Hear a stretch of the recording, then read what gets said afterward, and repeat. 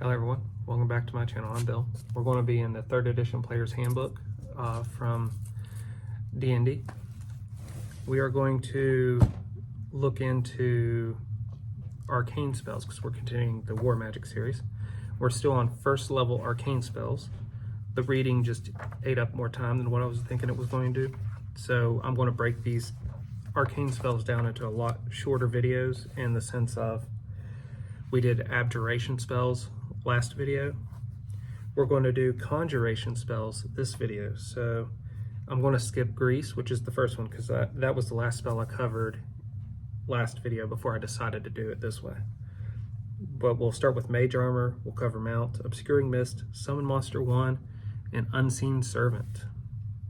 Then the next video will be Enchant or Divination, then we'll do Enchantment, Evocation, Illusion, Necromancy, and Transmutation. Some of them, since we're only doing up to 6 level spells, some of them do have universal spells. And I might skip them, or I might do them with transmutation spells, because usually there are only 1 or 2 universal spells. Well, without further ado, let's look up Mage Armor and see how it actually functions in greater detail in the book, and compare that what I remember Pathfinder's Mage Armor to be, and then figure out how we could use that in a medieval battlefield.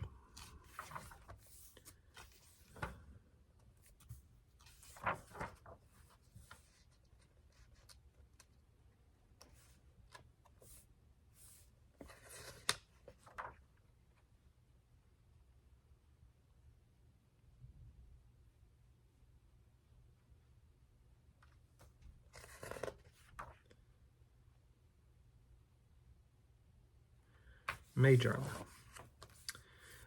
Components are verbal, somatic, and a focus. So you're going to need, you need a gesture and you have to have the object. But in this case, it's an object that's not very expensive. So if you had a spell component pouch, that would apply.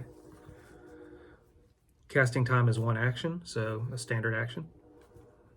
Range is touch. Target is creature touched. Duration 1 hour per level.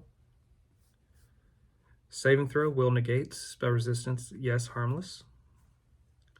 An invisible but tangible field of force surrounds the subject of Mage Armor, providing a +4 armor bonus to AC. Unlike mundane armor, Mage Armor entails no armor check penalty, arcane spell failure chance, or speed reduction. Since Mage Armor is made of force, incorporeal creatures can't bypass it the way they do normal armor.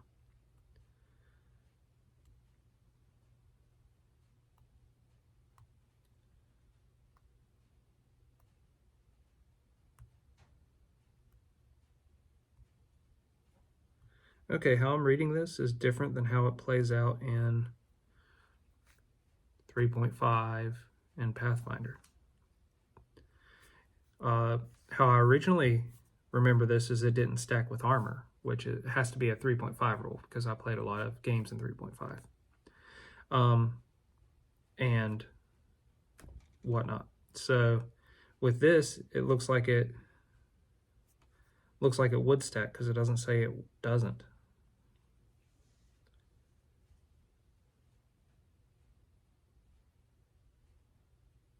So yeah, so that's a small game changer.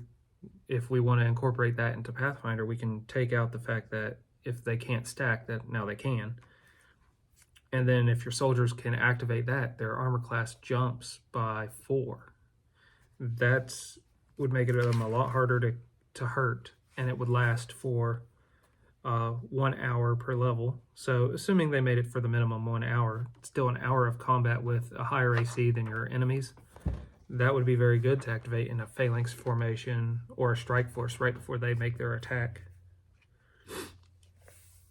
Combine that with shield spell, and the shield spell, the facing of the shield gives you 3/4 cover, which is a +7 to your AC. So now you're at a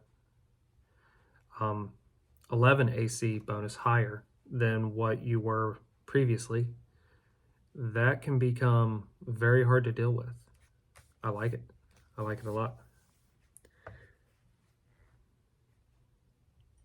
So for that, I'd put that on a like a symbol of the troop or maybe a common holy symbol that the army worships, or even their rank insignia, have that enchanted with a wooden version of it.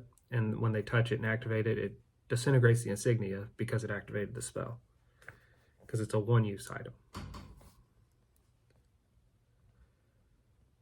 So next will be mount. Mount's definitely going to be useful in a military situation because you don't have to feed it.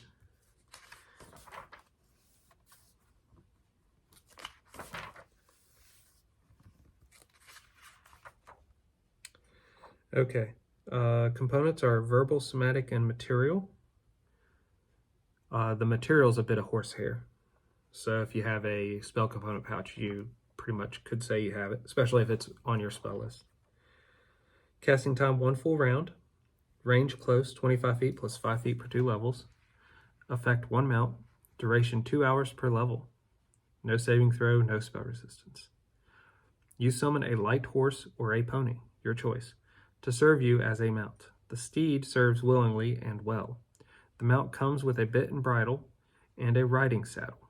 So everything you need to ride a horse. How long did it last? 2 hours per level? If you're going to use this as a one-use item, you're going to want to get at least 8 hours out of it. So a 4th level spellcaster would have to make it for your military. That'd be the only difference. So it'd be a little bit more expensive of a one-use item for that amount of time. But say you just have these little carvings of horses, they throw them on the ground, say the command word. Now a mount appears, serves them for 8 hours, takes them wherever they need to go. You don't need to feed them. You don't need to shelter them. It doesn't say they're combat trained. So bringing them into combat would be the same as bringing a riding horse into combat. And they're light horses, so they do have limits on how much material they could carry physically. So from there, you could just put the majority of your stuff in the wagon train, and then your forces could move faster across the area. So after mount, we got obscuring mist. That's going to definitely be useful.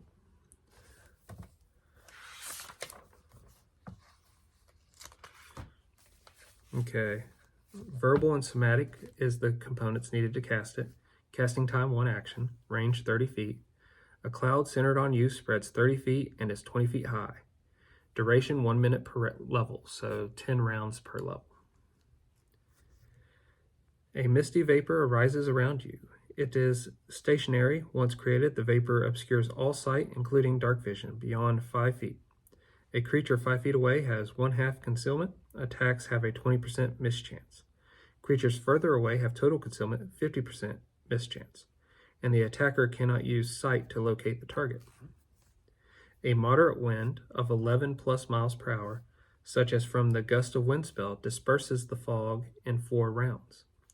A strong wind, 21 miles per hour or higher, disperses the fog in 1 round. A fireball, flame strike, or similar spell burns away the fog in the explosive or fiery spell's area. A wall of fire burns away the fog in the area into which it deals damage. This spell does not function underwater. So obscuring mist, although you have the limits of the wind and the fire can push it away, you could take that spell, say put it on a whole bunch of rocks, stones, whatever one-use thing you want to represent it, chuck that where you want it, drop it at your feet, chuck it at an enemy, whatever. Fill an area with the mist. Each one that lands activates, because you said the command word to activate it, would create that 20-foot radius. What was it again? 30-foot diameter, 20-foot high. Unless I'm misreading that.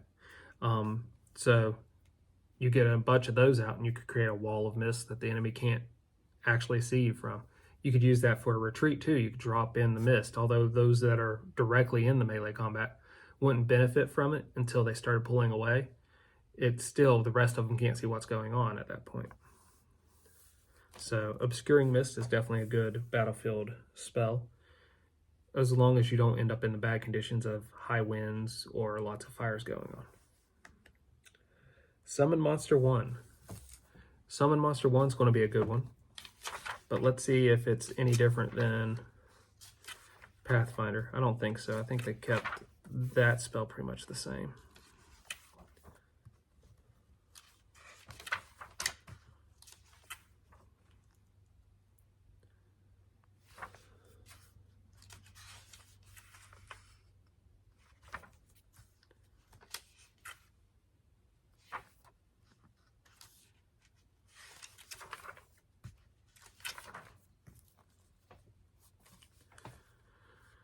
Requires a focus, a tiny bag, and a small, not necessarily lit, candle. So it's something you could use over and over again.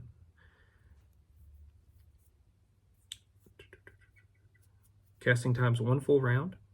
Range is close, 25 feet plus 5 feet per 2 levels, but the way we'll use it, we'll put it on a one-use object that you shoot at the enemy or chuck into the enemy. Duration is 1 round per level. You're going to want a spellcaster to have created this. We'll use the same example as the one spell where we needed 4 levels for it to be effective, the mount spell. So we'll say a 4th level spellcaster does it. So that'll add to the cost of this one-use item. Say if this one-use item would have been 25 gold pieces, now 100 gold pieces each. So an army willing to spend this money on it would have to weigh the benefits of it. And the higher the summon monster spell goes, the more benefits you have, of course. The spell summons an outsider, extraplanar creature. It appears where you designate and acts immediately on your turn. It attacks your opponents to the best of its ability. If you can communicate with the outsider, you can direct it not to attack a particular enemies, or to perform other actions. The spell conjures one of the creatures from the first level list on the summon monster table below. You choose which creature to summon, and you can change that choice each time you cast the spell. In the case of the one-use items, you'll pre-build what it summons. When you use the summoning spell to summon an air, chaotic, earth, evil, fire, good, law, or water creature, it is a spell of that type. For example, Summon Monster 1 is a lawful and evil spell when you cast it to summon a dire rat. And it lists the alignment next to the creatures. So yeah, Fiendish dire rat is lawful evil. Fiendish hawk is chaotic evil. Celestial badger, chaotic good. Celestial dog, lawful good.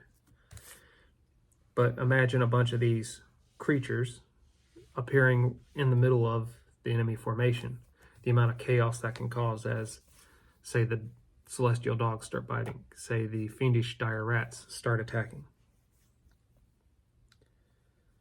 Next, and the final spell for this spell school is Unseen Servant. Unseen Servant, I do not believe, has a good application for military use in a big battlefield, but it has a lot of utilitarian use for a regular, say, D&D adventuring game. But we'll read into it and make sure. It's a conjuration creation, verbal somatic material. The material component is a piece of string and a bit of wood. So there again, something that doesn't cost anything as long as you have your spell component pouch.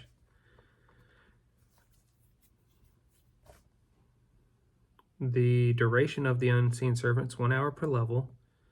The effect is one invisible, mindless, shapeless servant. The range is close, 25 feet plus 5 feet per 2 level.